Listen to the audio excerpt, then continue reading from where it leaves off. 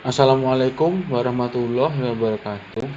Perkenalkan, nama saya Zaidan Nur Muhammad Dafa, NIM 2024 10 10 10 80. Saya dari kelas Data Main B.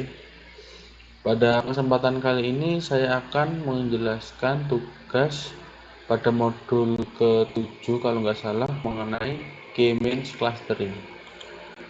Jadi K-means clustering ini merupakan salah satu metode dalam melakukan clustering, di mana clustering sendiri merupakan salah satu dari cabang dari unsupervised learning yang bertujuan untuk mengelompokkan data berdasarkan kesamaan karakteristik yang dimiliki.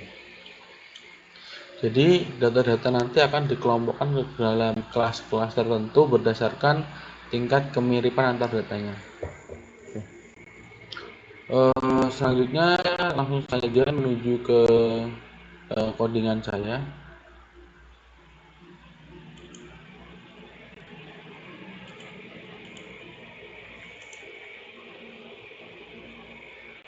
Hmm,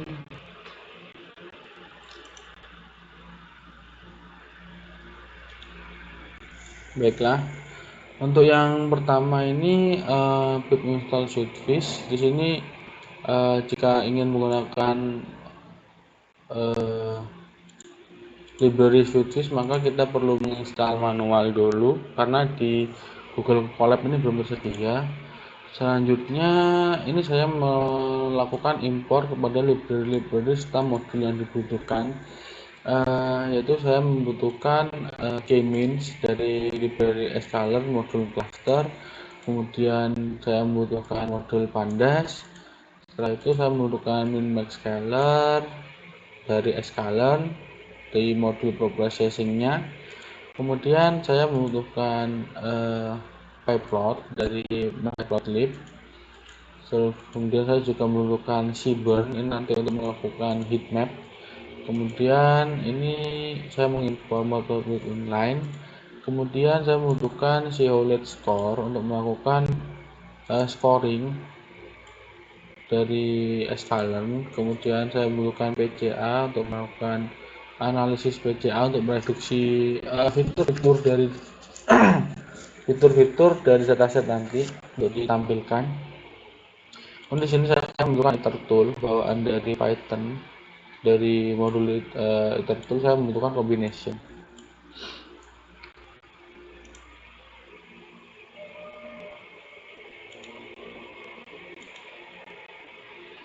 Oke, selanjutnya soal yang pertama yaitu load dataset dan buang fitur yang tidak dibutuhkan serta rapikan dataset.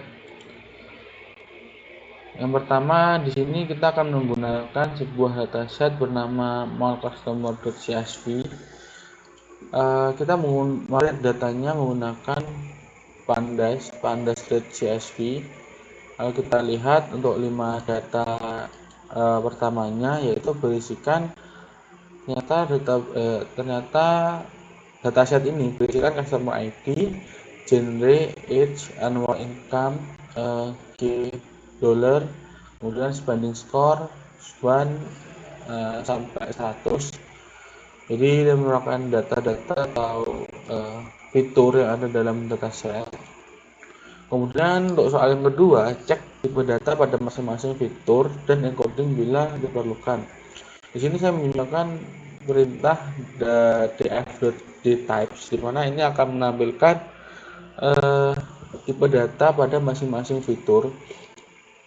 Kita ketahui bahwa di customer ID itu tipenya merupakan integer, di genre itu merupakan sebuah objek, kemudian di age merupakan integer, annual income integer, spending score juga integer.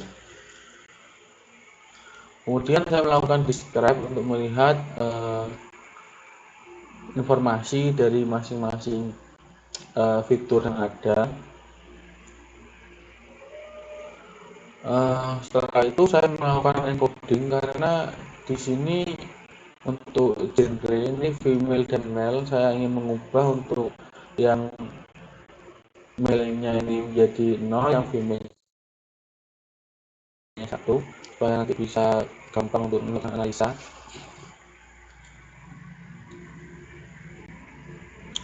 Setelah itu saya melakukan pengecekan data null dan data duplikat. Sini saya menggunakan data duplikat sum. Saya ketahui bahwa tidak ada data yang merupakan duplikasi. Kemudian saya menggunakan df.info untuk melihat apakah ada missing value di dalamnya. Kemudian saya lihat di sini ada 200 entry untuk masing-masing fiturnya itu lengkap 200 entry, berarti di sini tidak ada missing value. Jadi kita bisa melanjutkan ke tahap selanjutnya. Tahap selanjutnya adalah penanganan outlier. Jadi di sini saya visualisasikan dalam bentuk blogspot untuk melihat apakah pada masing-masing fiturnya itu ada outlier apa tidak.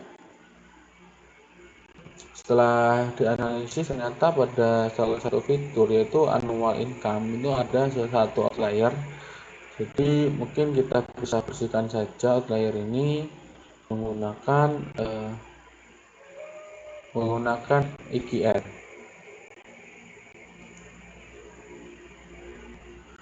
Setelah itu kita masukkan rumus untuk menghandle outliernya pada fitur annual income.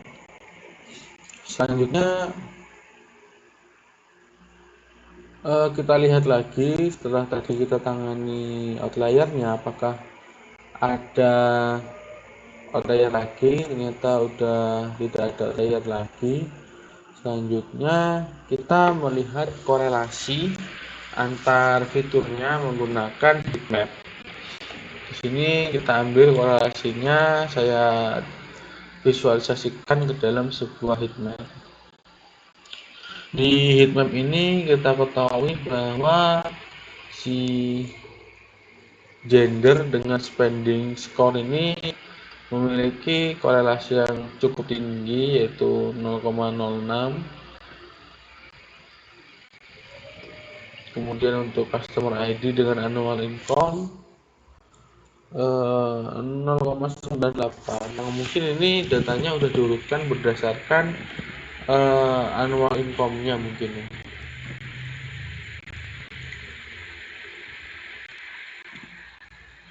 Selanjutnya saya melakukan normalisasi menggunakan minmax scaler.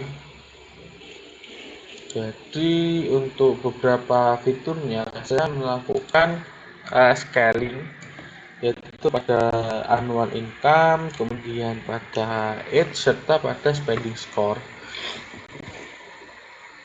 Untuk bagian genre setelah customer ID tidak perlu dilakukan scaling karena merupakan nilai yang tetap ya. Setelah itu hasil dari scalingnya atau dari normalisasinya adalah sebagai berikut. Berdasarkan range antara 0 hingga 1 untuk masing-masing fitur age, annual income, serta spending score.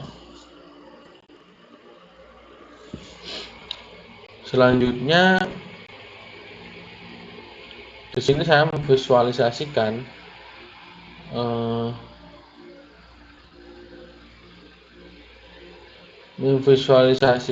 untuk masing-masing klasternya.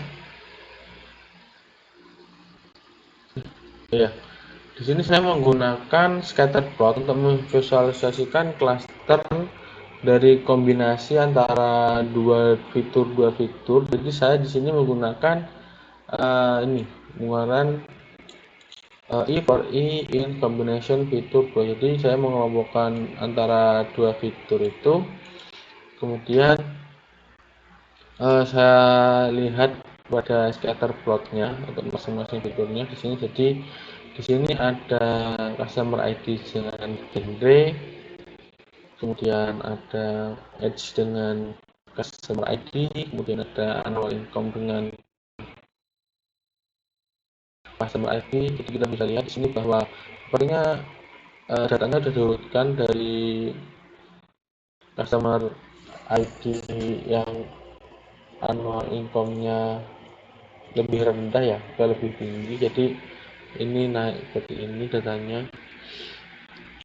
Dan ini antara spending score dengan customer ID, gender annual income dengan gender itu gender spending score dengan gender, terus ini annual income dengan age, kemudian spending score dengan age, spending score dengan annual income.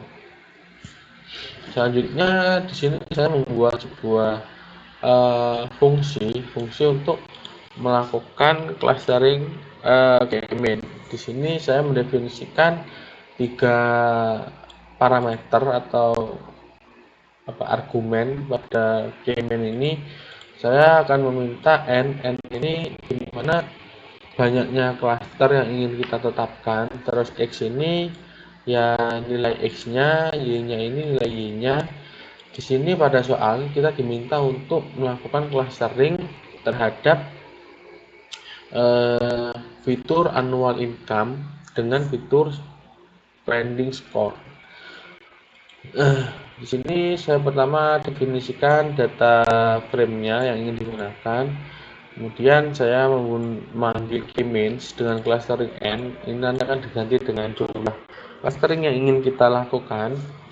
Kemudian saya menggunakan y predict-nya.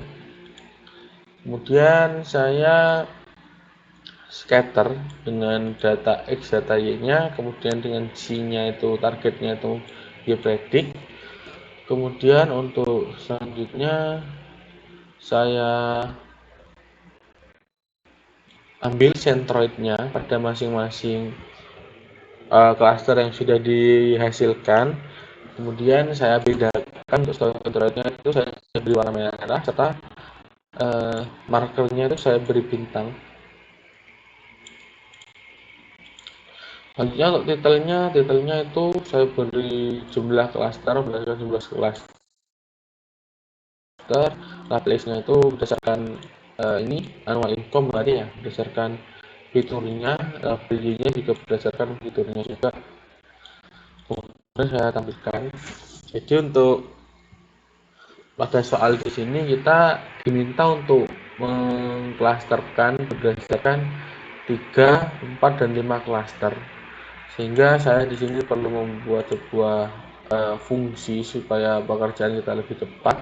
Jadi karena kita membutuhkan nilai 3, 4, dan 5, saya membutuhkan for i in range ini yang nanti akan melooping nilai antara 3 hingga 5. Jadi saya masukkan ke dalam n di cluster K-mean nya. Lalu akan ditampilkan sebagai berikut, di mana ini merupakan pengklasteran dengan jumlah cluster 3 untuk masing-masing centroidnya yang ada tanda bintang merah ini. Jadi selanjutnya nih jumlah yang klasternya 4 klaster untuk masing-masing centroidnya sama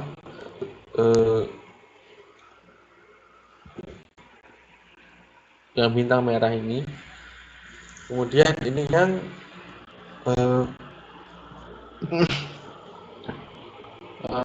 pengklasteran dengan 5 klaster seperti ini. Oke, selanjutnya untuk opsi opsionalnya di sini kita diminta untuk melakukan implementasi elbow method. Jadi elbow method ini untuk melihat sebenarnya untuk jumlah clustering yang baik itu berapa. Jadi di sini kita membuat sebuah variabel inersia yang merupakan list kosong. Ini nanti akan digunakan untuk menampung hasil dari ini masing-masing clusteringnya. Jadi kita masukkan datanya, yaitu kita butuh dari data copy dari annual income spending score. Kita panggil fungsi K-mean-nya dengan n clusternya itu kita looping tadi antara 1 sampai 8. Kemudian kita melakukan fit pada datanya. Setelah itu kita panggil, kita tambahkan ke dalam ke dalam array inersia. Setelah itu kita tampilkan ke dalam ini figur, ke dalam sebuah plot. ke dalam sebuah plot.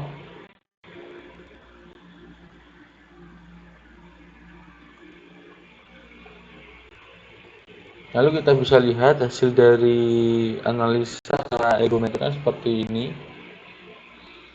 Sini di bawah ini merupakan annual income-nya, yang di atas itu spending score.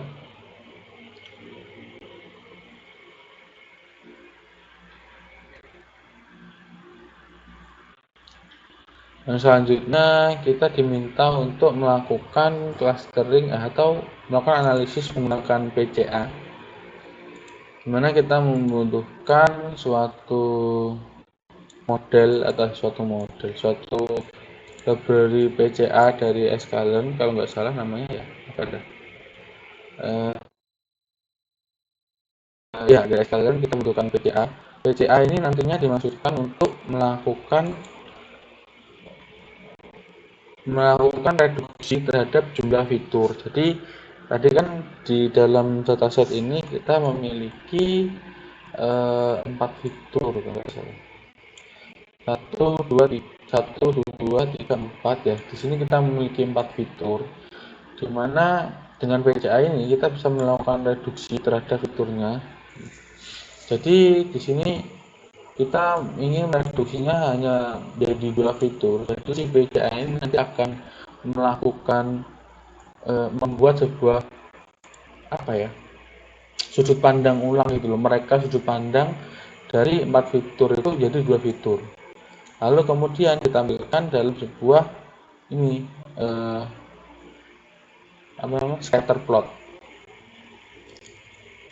Jadi kita tentukan PCA-nya 2, terus kita feed data frame-nya menggunakan PCA feed transfer data copy tadi yang sudah saya normalisasi.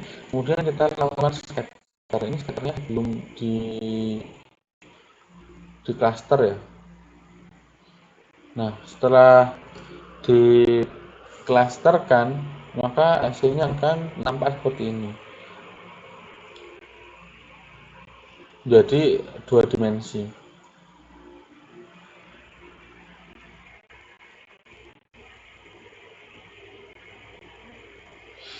Oke, selanjutnya di sini visualisasikan 3D scatter plot.